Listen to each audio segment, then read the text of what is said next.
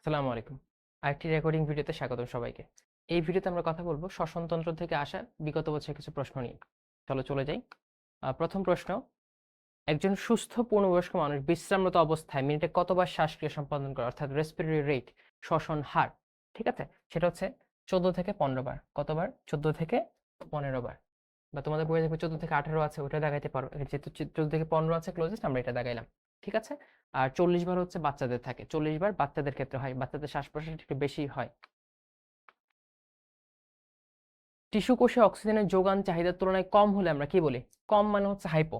কম মানে হচ্ছে হাইপো। কি হাইপো হইছে? অক্সিজেন হাইপো হইছে, সো হাইপোক্সিয়া। এ মানে হচ্ছে নাই। যখন অক্সিজেন থাকে না তখন হচ্ছে অ্যানক্সিয়া। অক্সিজেন যখন থাকে না তখন বলা হয় অ্যানক্সিয়া। ঠিক আছে? অ্যাপনিয়া কখন? যখন শ্বাস-প্রশ্বাস বন্ধ হয়েছে, সেটা হচ্ছে অ্যাপনিয়া। ডিসপনিয়া কখন? যখন ডিফিকাল্টি হয়, শ্বাস-প্রশ্বাস নিতে কষ্ট হয়, তখন হচ্ছে ডিসপনিয়া। ঠিক আছে? আর যখন একেবারে বন্ধ হয়ে যায় সেটাকে বলা হচ্ছে অ্যাপনিয়া। কি বলা হয়? অ্যাপনিয়া। চারটি ইম্পর্টেন্ট জিনিস খুব ভালো করে জেনে নিবে। কত সপ্তাহের মানব ভ্রূণে সর্বপ্রথম সারফেক্ট্যান্ট ক্ষরণ শুরু হয়? মানব ভ্রূণটার বয়স যখন 23 সপ্তাহ কমপ্লিট হয়, তখন সারফেক্টেন্ট, যেটা হচ্ছে অ্যালভিওলাসে যে ঘর্ষণ সেটাকে কমায় রাখে, সেটা ক্ষরণ হওয়া শুরু হয়। ঠিক আছে? এই জন্য 23 সপ্তাহ কমপ্লিট হওয়ার পর, অর্থাৎ 24তম সপ্তাহের আগে মানুষের ভ্রূণকে স্বাধীনতম ভ্রূণে বিবেচনা করা হয় না। শ্বসনতন্ত্র সম্পর্কে নিম্নের কোনটি সঠিক নয়? মানে কোনটা ভুল বলছে, কোনটা ভুল খেয়াল করো। ফুসফুসের কৌশিক নালীতে অক্সিজেন রক্তের হিমোগ্লোবিনের সঙ্গে স্থায়ী যৌগ গঠন করে, এটা হচ্ছে ভুল। আমরা জানি অস্থায়ী একটা যৌগ অক্সিহিমোগ্লোবিন গঠন করে, তাই না? অক্সিহিমোগ্লোবিন একটা অস্থায়ী যৌগ, সেটা হচ্ছে সঠিক নয়। বাকিগুলো সঠিক। মানুষের শ্বসনতন্ত্র কোয়ানা কোথায় দেখতে পাওয়া যায়? কোয়ানা হচ্ছে তোমার পশ্চাৎ যে নাসারন্ধ্র আছে, সেই পশ্চাৎ নাসারন্ধ্রগুলোকে বলা হয় কোয়ানা বা কোয়ানো। মানুষের ষড়যন্ত্রে সবচেয়ে বড় তরুণাস্থি কোনটা? মানে ল্যারিংস এর সবথেকে বড় তরুণাস্থি হচ্ছে তোমার অ্যাডামস অ্যাপল বা থাইরয়েড তরুণাস্থিটা। থাইরয়েড তরুণাস্থি, যেটা পুরুষের ক্ষেত্রে দেখা যায় গলার এখানে। ঠিক আছে? নিম্নের কোন উক্তিটি সত্য নয়? হাইড্রার সিলোম সিলোমিক পাউচ থেকে উৎপত্তি লাভ করে। আচ্ছা। তারপর হচ্ছে আরশোলার ভ্রূণোত্তর রূপান্তরে দুই খোলস মোচনে অন্তর্বর্তীকালকে বলা হয় স্টেডিয়াম। আচ্ছা। মেদকোলা দেহে সুষম আকৃতি দানে সহায়তা করে। মানবদেহের ডান ফুসফুস 2 খণ্ড, বাম ফুসফুস 3 খণ্ড। বাকি 3টা কাইন্ড বলতে পারে সঠিক, কিন্তু মানবদেহের ডান ফুসফুস হচ্ছে 3 খণ্ড আর বাম ফুসফুস হচ্ছে 2 খণ্ড। তাহলে এইটা হচ্ছে আমার ভুল, অর্থাৎ সত্য নয়। কোন অঙ্গে সবথেকে বেশি অক্সিজেন থাকে? কোথায়? ফুসফুসে থাকবে সবথেকে বেশি অক্সিজেন, কমন জিনিস তাই না? ফুসফুসে সবথেকে বেশি অক্সিজেন থাকে, কারণ ফুসফুসের অ্যালভিওলাস গুলা অক্সিজেন দিয়ে পরিপূর্ণ থাকে। অ্যালভিওলাই কিসের অংশ? অ্যালভিওলাই, এটা হচ্ছে প্লুরাল ফর্ম কার? অ্যালভিওলাসের। অ্যালভিওলাই দিয়ে কি তৈরি হয় বলো তো? অ্যালভিওলাই দিয়ে তৈরি হয় ফুসফুস। তাহলে অ্যালভিওলাই কার অংশ? ফুসফুসের অংশ। ফুসফুস কোন তন্ত্রের অংশ? শ্বসনতন্ত্র বা শ্বাসতন্ত্রের অংশ। অ্যালভিওলাই হচ্ছে শ্বাসতন্ত্রের অংশ। কত সোজা প্রশ্ন এগুলো আসে, দেখছো?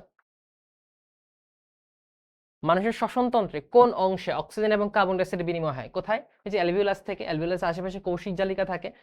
তখন অ্যালভিওলাসের মধ্য থেকে রক্তনালী অর্থাৎ কৌশিক জালিকায় থাকা যে গ্যাসের বিনিময় হয়, সেটা কোথায়?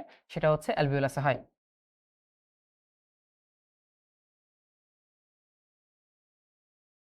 ফুসফুস আবৃত থাকে যে পর্দা, ফুসফুসের আবরণের নাম হচ্ছে প্লিউরা। ঠিক আছে? তারপর হচ্ছে তরুণাস্থির আবরণের নাম পেরিকন্ড্রিয়াম, অস্থির আবরণের নাম পেরিঅস্ট্রিয়াম, আর হার্টের আবরণের নাম পেরিকার্ডিয়াম। তাহলে উত্তর হচ্ছে প্লুরা, যেটা হচ্ছে ফুসফুসের আবরণ। এটার কয়টা লেয়ার থেকে? দুইটা, একটা প্যারাইটাল লেয়ার, একটা ভিসেরাল লেয়ার। এই দুইটা লেয়ারের মাঝখানে কি থাকে বলতো? প্লুরাল ফ্লুইড থাকে, প্লুরাল ফ্লুইড।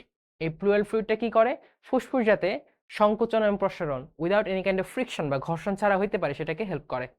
আর এই প্লুরাল ফ্লুইডটা হচ্ছে পাতলা, অর্থাৎ সেরাস, সেরাস ফ্লুইড হয়, এটা সেরাস ফ্লুইড হয়। ফুসফুসের গঠন কার্যকতা একক সবাই জানি আমরা। অ্যালভিওলাস হচ্ছে ফুসফুসের গঠন এবং কার্যকরী একক, আর কিডনি হচ্ছে নেফ্রন, আর স্নায়ুতন্ত্র হচ্ছে নিউরন। কোন তরল পদার্থটি ফুসফুসকে ঘর্ষণজনিত আঘাত থেকে রক্ষা করে? একটু আগে আমরা বলেছি যে প্লুরার মাঝখানে যেটা থাকে সেরাস ফ্লুইড, ওইটা। সাইনোভিয়াল ফ্লুইড কই থাকে? অস্থি সন্ধিতে থাকে। সেরিব্রোস্পাইনাল ফ্লুইড সিএসএফ, ওইটা কই থাকে? মস্তিষ্কে থাকে, মস্তিষ্ক স্পাইনাল করে। আর ট্রান্সসেলুলার ফ্লুইড, ওইটা কোথায়?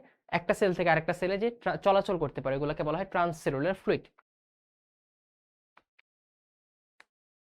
সারফ্যাক্টেন্ট কোথায় পাওয়া যায়? সারফ্যাক্টেন্ট কোথায় পাওয়া যায় বলো তো?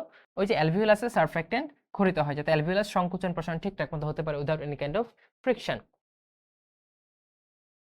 আর অ্যালভিউলাসের একটা স্পেশাল কোষ আছে যে কোষগুলো সারফেক্টেন্ট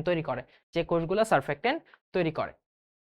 খাদ্য গিলার সময় বা গলাধঃকরণের সময় স্বরযন্ত্রের মুখ বন্ধ করে কোনটি? মাথায় রাখতে এপিগ্লটিস হচ্ছে স্বরযন্ত্রের মুখ বন্ধ করে, যাতে তোমার শ্বাসনালীর ভেতরে খাবারটা না প্রবেশ করে। আবার খাদ্য যাতে নাসাগহ্বরে বা নাক দিয়ে না বের হয়ে আসে সেটা প্রিভেন্ট করে কে বলতো? কোমল তালু বা সফট প্যালেট। তো এখানে বলেছে স্বরযন্ত্রে যাতে না যায় সেটা প্রিভেন্ট করে, সেটা দেখাশোনা করে হচ্ছে এপিগ্লটিস। মানুষের ট্রাকিয়ার শাখাকে কি বলা হয়? ট্রাকিয়া বা শ্বাসনালী, এটা এভাবে আসে, এটা এসে ডান দিকে একটা চলে যায়, বাম দিকে একটা চলে যায়। ডান দিকেরটাকে বলা হচ্ছে ডান ব্রঙ্কাস, বাম দিকেরটা বলা হচ্ছে বাম ব্রঙ্কাস। অর্থাৎ ট্রাকিয়া যে বিভক্ত হয়, এই বিভক্ত অংশগুলোকে বলা হয় ব্রঙ্কাস। কি বলা হয় ভাইয়া? ব্রঙ্কাস। আর সাইনাস মানে কি? ফাঁকা জায়গা। ফুসফুস তো বুঝছো, ফুসফুস। আর ফুসফুসের গঠন এবং কার্যকরী একক হচ্ছে অ্যালভিওলাস। ট্রাকিয়া থেকে বাম ফুসফুসে বায়ু পরিবহন করে। ট্রাকিয়া থেকে বাম ফুসফুসে বায়ু পরিবহন করবে কে? এই যে একটু আগে দেখাইলাম, ট্রাকিয়াটা দুই ভাগে ভাগ হচ্ছে, বাম এবং ডানে। অর্থাৎ বহন করবে কে? ব্রঙ্কাস। কে বহন করবে? ব্রঙ্কাস। বাম প্রিন্সিপাল বা প্রাইমারি ব্রঙ্কাস হচ্ছে ট্রাকিয়া থেকে বাতাস বাম ফুসফুসে বহন করবে। মানুষের শ্বসনতন্ত্রে ভ্যাস্টিবুলের পরের অংশ কোনটা? ভ্যাস্টিবুলের পরের অংশ হচ্ছে তোমার নাসা গলবিল। কোনটা ভাই? নাসাগহ্বর, সরি, নাসাগহ্বর। নেজাল ক্যাভিটি হচ্ছে ভ্যাস্টিবিউলের পরের অংশ, নাসাগহ্বর হচ্ছে ভ্যাস্টিবিউলের পরের অংশ। মানুষের শ্বাসনালী কয়টি তরুণাস্থি দিয়ে তৈরি হয়? মানুষের শ্বাসনালী বা ট্রাকিয়া বা উইন্ড পাইপ, সেটা 16 থেকে 20টা সি আকৃতির তরুণাস্থি দিয়ে তৈরি হয়। সি আকৃতির তরুণাস্থি দিয়ে তৈরি হয়। অ্যাডামস অ্যাপল কোথায় থাকে? অ্যাডামস অ্যাপল কোনটা? এটা শ্বাসনালীর একটা অংশ। অ্যাডামস অ্যাপল থাইরয়েড কার্টিলেজ, অর্থাৎ শ্বাসনালীতে থাকে। কোথায়? শ্বাসনালীতে থাকে অ্যাডামস অ্যাপল। এটা ভুল লেখছি না, ষড়যন্ত্র, ল্যারিংস। ঠিক আছে, ল্যারিংসের যে অংশগুলো আছে এর মধ্যে সবচেয়ে বড় কোনটা ছিল? সরি, আমরা একটু আগে পড়েছি ল্যারিংসের অনেকগুলো তরুণাস্থি থাকে, এর মধ্যে সবচেয়ে বড় ছিল Adam's apple. So Adam's apple কার অংশ হবে? ল্যারিংস বা ষড়যন্ত্রের অংশ হবে, ষড়যন্ত্র বা ল্যারিংসের অংশ। কোনটি খাদ্যমণ্ড বা ফুড বোলাসকে, মুখগহ্বরে যে খাবারটা চাবাও সেটা যে মন্ডে পরিণত হয়, এটা হচ্ছে বোলাস। মানুষের নাসা ছিদ্রের প্রবেশে বাধা দেয় কোনটা? একটু আগে আমরা বলেছি সফট প্যালেট বা কোমল তালু। সফট প্যালেট বা কোমল তালু।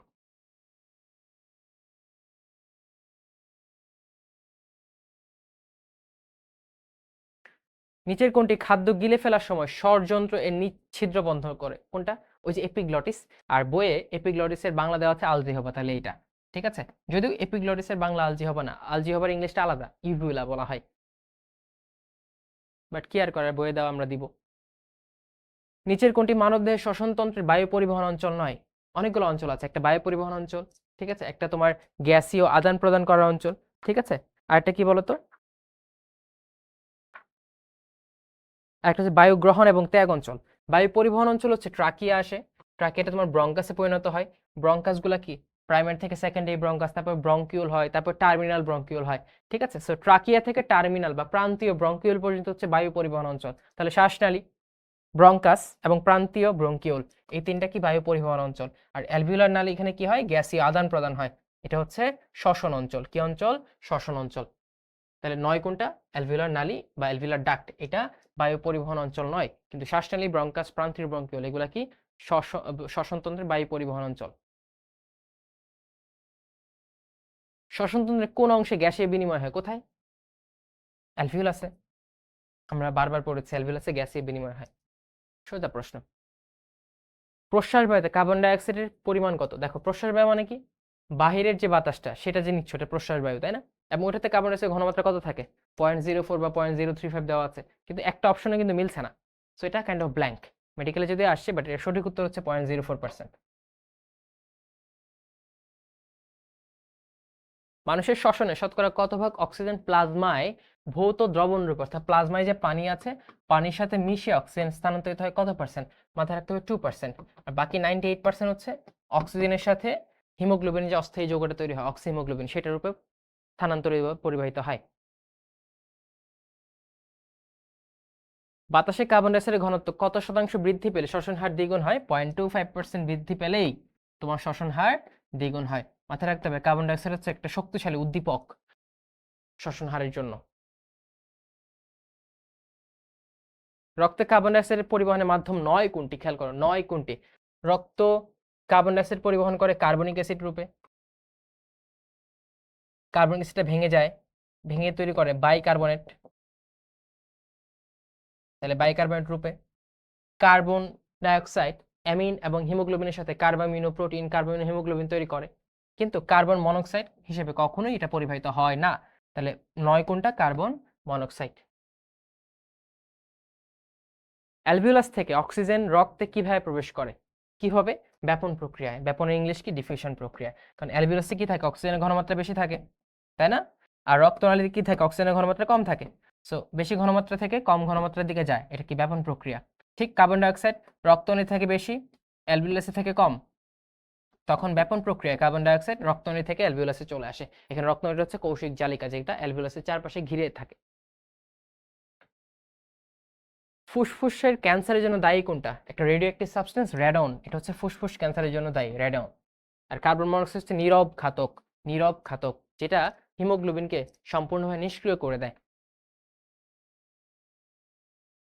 মানুষের ফ্রন্টাল সাইনাস, ফ্রন্টাল মানে কি? এই যে ফ্রন্টাল বোন, এটা কই থাকে বলো তো? এটা থাকে চোখের উপরে, এই যে কপাল, চোখের উপরে। এটা থাকবে কোথায়? চোখের উপরে। সাইনোসাইটিস রোগের প্রধান উপসর্গ। সাইনোসাইটিস কি বলতো? এই সাইনাসগুলো যে আছে, 4 জোড়া সাইনাস, ফ্রন্টাল, তারপর হচ্ছে কি ম্যাক্সিলারি, তারপর হচ্ছে অ্যাথময়েডাল এন্ড স্পাইনয়েডাল। এইখানে যখন ইনফ্লামেশন হয়, প্রদাহ হয়, তখন আমরা বলি সাইনোসাইটিস। এই সাইনোসাইটিসের কারণে কি হয়? নাক বন্ধ হয়ে যায়, মাথা ব্যথা করে, প্রচন্ড মাথা ব্যথা করে। তো এই রোগের প্রধান লক্ষণ হচ্ছে প্রচন্ড মাথা ব্যথা, সাথে সর্দি থাকে।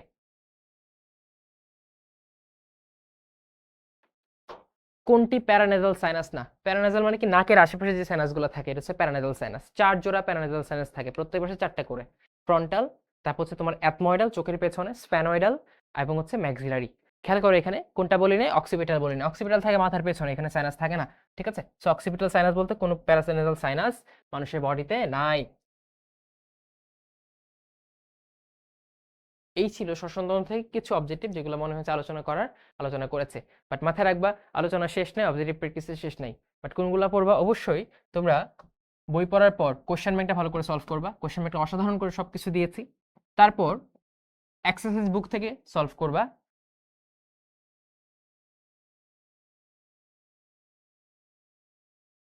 তারপর হচ্ছে তুমি এক্সাম দিবা। এক্সামে যেগুলো ভুল করবা সেগুলো আবার রিভিশন দিবা। আর যদি বলো একটা জিনিস পড়তে, সেটা হচ্ছে কোশ্চেন ব্যাংকটা খুব ভালো করে পড়ে বইয়ের পর, এবং পরীক্ষা দিবা, তাইলেই হবে। ওকে, তো ভালো থাকো, সুস্থ থাকো, আসসালামু আলাইকুম।